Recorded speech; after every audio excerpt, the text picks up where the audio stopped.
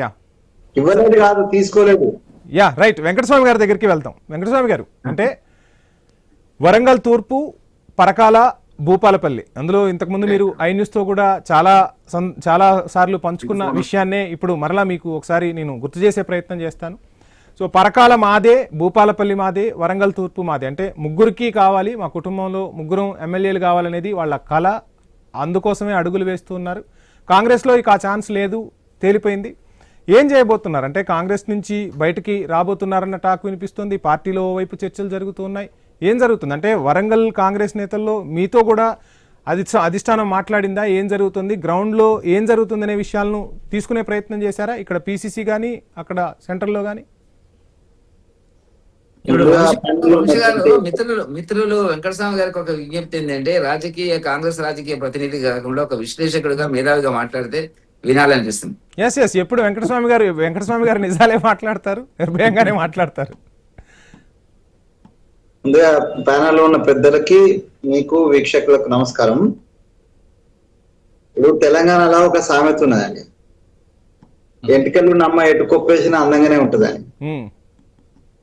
కొండా దంపతులది ఏంటంటే అదృష్టవంతులు. వాళ్ళ రాజకీయ పరిణితి, రాజకీయ ఎత్తుగడల కంటే ఎక్కువ వాళ్ళ అదృష్టం బాగా కలిసి వస్తుంది. వారు వైఎస్ఆర్సీపీ పోయినా, అక్కడి నుంచి మళ్ళీ కాంగ్రెస్ కి వచ్చినా, అక్కడి నుంచి మళ్ళీ టిఆర్ఎస్ పోయినా, అక్కడి నుంచి మళ్ళీ కాంగ్రెస్ కి వచ్చినా, రేపు ఇంకొక అడిగి పోయినా కూడా పార్టీలను ఇప్పుడు బొలం బలం చెప్తున్నాడు. అసలు కేసీఆర్ తిట్టిన తిట్లకు, అంటే మానుకోట ఎపిసోడ్ అంతా నేను దాన్ని లీడ్ చేసిన వాడిని. మానుకోట జగన్ కు వ్యతిరేకంగా అప్పుడు జరిగిందాన్ని మొత్తం నేను లీడ్ చేసిన. అక్కడ జరిగిన విధ్వంసం, అక్కడ జరిగిన కాల్పులు, అవన్నిట్లలో కూడా టిఆర్ఎస్ అంటే అప్పుడు తెలంగాణ ఉద్యమానికి వ్యతిరేకంగా కొండా దంపతులు చేసినటువంటి యాగి మనకు తెలుసు. అట్లాంటి వాళ్ళను ఆమె అనరాని మాటలు కేసీఆర్ గారిని అన్న, మళ్ళీ వచ్చి కేసీఆర్ హరీష్ రావు గారిని, కోదండరావు గారిని అందరిని వరుసపెట్టి మన అందరినీ ఇంకా ఏ పదాలు ఉపయోగించకూడదో ఆ పదాలు ఉపయోగించిన సందర్భాన్ని కూడా మర్చిపోయి కేసీఆర్ గారు మళ్ళా పక్కన చేర్చుకున్నారు. అప్పుడు మళ్ళీ ఆమెకు టికెట్ ఇచ్చినారు. ఆమె టికెట్ అక్కడ వద్దు, నాకు పరకాల వద్దు, వరంగల్ కావాలంటే వరంగల్ కూడా ఇచ్చినారు. మా దగ్గరికి వచ్చిన తర్వాత 18లో మళ్ళీ వచ్చినప్పుడు నాకు వరంగల్ అక్కర్లేదు, పరకాలు కావాలన్నది. పరకాలు వెళ్ళిపోయింది. మొన్నటిసారి 23లో పరకాల నుంచి టికెట్ కన్ఫర్మ్ అయింది ఆమెకు. పరకాల నుంచి టికెట్ ఆమె కన్ఫర్మ్ అయింది. వరంగల్ ఈస్ట్ నుంచి కత్తి వెంకటస్వామి కన్ఫర్మ్ అయింది. అయిన తర్వాత మళ్ళీ బ్రాంచ్ నాకు పరకాల వద్దు, నాకు వరంగల్ కావాలన్నది. కత్తి వెంకటస్వామి జరిగింది. వెంకటస్వామికి అన్యాయం జరగడం అనేది సహజం. నాకు 40 ఏళ్ల చరిత్రలో నాకు ఎప్పుడు న్యాయం జరగలే. అది రాజకీయం కావచ్చు, విద్యార్థి దశలో కావచ్చు, పెద్ద న్యాయం అనేటువంటి వంశీ గారు, వెంకటస్వామి గారు అన్యాయం అంచనా వేగంగా పరిగెడుతుంటారు.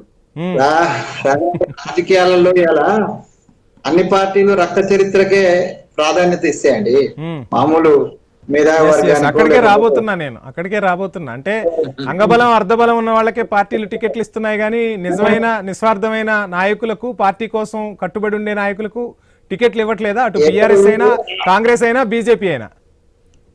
అంటే ఆ కాంగ్రెస్ లో ఒక్క సందర్భంగా నేను నా విషయంలో మేడం సోనియా గాంధీ గారికి నేను ఎప్పుడు రుణపడి ఉంటాను.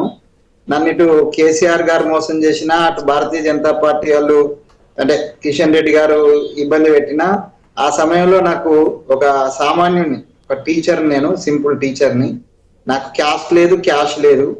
అయినప్పటికీ నా ఉద్యమ బ్యాక్గ్రౌండ్, నా ఎడ్యుకేషన్ బ్యాక్గ్రౌండ్ చూసి మేడం సోనియా గాంధీ గారు నాకు ఒకసారి టికెట్ ఇచ్చినారు. కానీ అందరూ కాంగ్రెస్, నేను కాంగ్రెస్ నుంచి పోటీ చేసినా, నేను ఇండిపెండెంట్ అయినా, కాంగ్రెస్ వాళ్ళే ఇండిపెండెంట్ చేసిన వాళ్ళు కాంగ్రెస్ వాళ్ళు అయిపోయినారు. అట్లా అందరూ కట్టగట్టుకొని నన్ను ఓడించినారు నర్సంపేటలో. సో అప్పుడు కూడా అధిష్టానం కానీ లేకపోతే పిసిసి కానీ ఎవరు పట్టించుకున్న వాళ్ళు లేరు. సో అలాగే నిరంజన్ కొట్లాడినాము, ఏకాగ్గా కొట్లాడినాము. ఆ ఒక్క సందర్భం నేనైతే డెఫినెట్ గా కాంగ్రెస్ పార్టీకి, సోనియా గాంధీ గారికి నేను డెఫినెట్ గా కృతజ్ఞతతోటే ఉంటాను ఎప్పుడు. సో నాకు టికెట్ ఇవ్వడం అనేటువంటిది ఒక ఆశ్చర్యకరము. అది ఒక సింపుల్ టీచర్ కు ఇవ్వడం అనేది ఆశ్చర్యకరం. అట్లాంటి సందర్భాలు అన్ని పార్టీల్లో కొన్ని సందర్భాల్లో జరుగుతాయి. భారతీయ జనతా పార్టీలో జరిగిన సందర్భం ఉన్నది, లేదా టిఆర్ఎస్ లో కూడా మా సత్తన్నకు టికెట్ ఇచ్చిన సందర్భం ఉన్నది, మా బొల్లం మల్లన్నకు అప్పటికప్పుడు టికెట్ ఇచ్చిన సందర్భం ఉన్నది. ఉమ్. సో కొన్ని సందర్భాలు అట్లా జరుగుతాయి కానీ మాక్సిమం 90% ఏందనంటే ఆ రక్త చరిత్ర అని ఉండాలి, లేకపోతే పైసలు అని ఉండాలి, లేకుంటే క్యాస్ట్ అని ఉండాలి, క్యాష్ అని ఉండాలి. ఇట్లాంటి సో ఏంటి దౌర్భాగ్య అంటే అంటే పరకాల మాదే మొన్న సుస్మిత మాట్లాడిన మాటలు, పరకాల మాదే, మాదే పరకాలలో జెండా నేనే ఎగరేస్తా, పరకాలకు కాబోయే ఎమ్మెల్యే నేనే అంటూ ఆమె ప్రకటించుకోవటాన్ని ఏ విధంగా చూడాలి? సుష్మిత చిన్న పిల్ల అండి, ఆమెకి ఏం తెలుసు పాలిటిక్స్. కానీ ఒకవేళ పరకాల వాళ్ళదే అనేటువంటి నమ్మకము కొండా సురేఖ గారికి, కొండా మురళి గారికి, లేదా సుస్మిత పటేల్ గారికి ఉంటే ఎందుకు 2023 సెప్టెంబర్ 3 నాడు మీకు డిక్లేర్ చేసిన సీట్ ను కాదని నాకు డిక్లేర్ చేసిన సీట్ కు వచ్చిండ్రు మీరు పరకాల మీదైతే ఎందుకు వదిలిపెట్టినారు? వదిలిపెట్టిది మీరు వచ్చి వరంగల్ గెలిచి ఇప్పుడు పోయి మళ్ళీ పరకాల నాది అంటే ఎట్లా? పరకాలకు నేను కొండా మురళి గారికి చెప్పిన అన్నా, పరకాల బీసీలు గెలుస్తూ వస్తున్నారు, ఇక్కడ కూడా బీసీ గెలుస్తున్నారు 2 సీట్ల, ఈ 2 సీట్లు బీసీలు, నువ్వు ఒకటి నీ భార్య ఒకటి తీసుకున్నా పర్వాలేదు కానీ బీసీల చేతిలో పోకుండా చూడవయ్యా బాబు అని చెప్పిన. కానీ ఆయన ఓసీని తీసుకొచ్చి నాకు సంబంధం లేదన్నాడు. కానీ అదే ప్రకాష్ రెడ్డి నేను గెలిపించిన, నేనే దగ్గర నుండి గెలిపించినా ఇవ్వాలంటున్నాడు. ఎవరికి ద్రోహం చేస్తున్నారు మీరు? మీ వర్గానికి సంబంధించిన ఇవాళ బీసీ రాగం ఎత్తుకుంటున్నారు. నిన్నదాకా ఎవరు బీసీలు గుర్తురాలే, నేను బీసీల కోసం కొట్లాడినాను, నేనే గుర్తురాలేను మీకు. ఇవన్నీ కూడా వ్యక్తిగత స్వార్థంతో చేస్తున్నటువంటి పార్టీకి నష్టం కలిగించే విషయము. ప్లాన్ ఏలు ప్లాన్ బీలు పెట్టుకొని విపరీతమైనటువంటి ఆర్థిక వెన్నుదన్ను ఉన్నటువంటి వాళ్ళందరూ కూడా ఇట్లా మాట్లాడుతున్నారు. అది రాజగోపాల్ రెడ్డి గారు కావచ్చు. రాజగోపాల్ రెడ్డి గారు కూడా మరి అది ఈ కాంగ్రెస్ స్కూల్ ఏమంటారు మునిగిపోయే నావా అని చెప్పి వెళ్ళిపోయినాడు భారతీయ జనతా పార్టీకి. అక్కడి నుంచి ఓడిపోయినాడు. ఇక్కడికి పిలిచిల్లు ఆయన రానంటే ఎవరు పిలుస్తారండి? మీరు కాంగ్రెస్ గెలిచే అవకాశం ఉన్నదని పొయ్యిల పడుకున్నాడు కూడా లేచురుకు వచ్చినాడు, ముందు నిలబడ్డాడు. ఇప్పుడు హనుమంతరావు గారి పేరు కరెక్ట్ చెప్తున్నాడు మా అన్న బులం మల్లన్న. ఎందుకు వచ్చిండని హనుమంతరావు? ఆయన అంత బాహుబలి అయితే హరీష్ రావు మీదనో లేకపోతే కేసీఆర్ మీద పోటీ చేయలే కదా. ఒక సామాన్యుడు పాపం మా శ్రీధరు బీసీ సీట్ అది, దానికి వచ్చి పోటీ చేసిండు. సరే ఓడిండ గెలిచిన తర్వాత విషయం. ఇవన్నీ కూడా ఏంటంటే ఎలక్షన్ వచ్చే సమయానికి ఆర్థిక వెన్నుదన్ను అనేటువంటిది, కుల వెన్నుదన్ను అనేటువంటిది చాలా ప్రాధాన్యం అవుతుందండి. సో ఆ దృష్టి ఆర్థికంగా వెన్నుదన్ను ఉన్న వాళ్ళు వచ్చే ఎలక్షన్స్ లో ఎట్లా జరుగుతుంది అనేటువంటిది. అయితే వెంకరెడ్డి గారితో నేను ఒక విషయం విభేదిస్తున్నా. ఏమనంటే కాంగ్రెస్ వీక్ అయిపోతుంది, లేకపోతే కాంగ్రెస్ బలహీన పడుతుంది, లేదా కాంగ్రెస్ ప్రభుత్వం బలహీన పడుతుంది. వ్యక్తిగతంగా ఎవరైనా బలహీన పడతారు కావచ్చు, కానీ కాంగ్రెస్ పార్టీకి ఇప్పుడున్నటువంటి వ్యక్తిగతంగా బలహీన పడుతున్నారంటే సీఎం రేవంత్ రెడ్డి బలహీన పడుతున్నట్ట. అంటే పార్టీకి రథసారథి ఆయనే బలహీన పడితే పార్టీ బలహీన పడినట్టేగా. ఇప్పుడు వ్యక్తిగతంగా కూడా ఇప్పుడు ఆయనకు వచ్చిన ఇబ్బంది ఏంటి? సుస్మిత యొక్క దాని మీద తీసుకోవాలంటే ఈ ధర్మ సందిగ్ధత, ఇక్కడ ధర్మ సంకటం.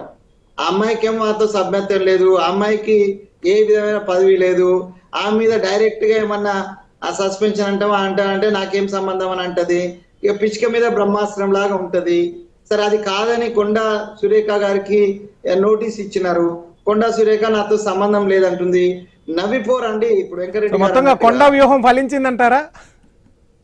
కొండా వ్యూహం ఫలించినట్టే ఒక రకంగా ఏంటంటే నాకు సంబంధం లేదని కూర్చుంటాను. కానీ ఎవరు నమ్మరు కదా. అది ఎవరు నమ్ముతారు చెప్పండి? ఇప్పుడు మన వ్యూహము ఎదుటివాడు అప్రిషియేట్ చేసేటట్టు ఉండాలా, ఎదుటివాడు అప్రిషియేట్ చేసేటట్టు ఉండాలి, కానీ నవ్విపోయేటట్టు ఉండదు. కొండా సురేఖ, కొండా మురళి మా బిడ్డతో మాకు సంబంధం లేదు అని అనేటువంటిది అది మరి లేనప్పుడు మరి నీ కాంగ్రెస్ పార్టీ, నీ సీఎం, నీ నేత మీద అట్లా తీవ్రమైన వ్యాఖ్యలు చేసినప్పుడు కొండా సురేఖ గారు సుస్మిత చేసే వ్యాఖ్యలు తప్పు, మా పార్టీని దిగజార్చే విషయంగా మా సీఎం గారిని ఇట్లా మాట్లాడొద్దని కూడా మాట్లాడాలి. Congress party she suppose to talk against Sushmita. Why you are not spoken against the Sushmita? చెప్పండి. షూర్ సార్, మాట్లాడదాం. I will give some time.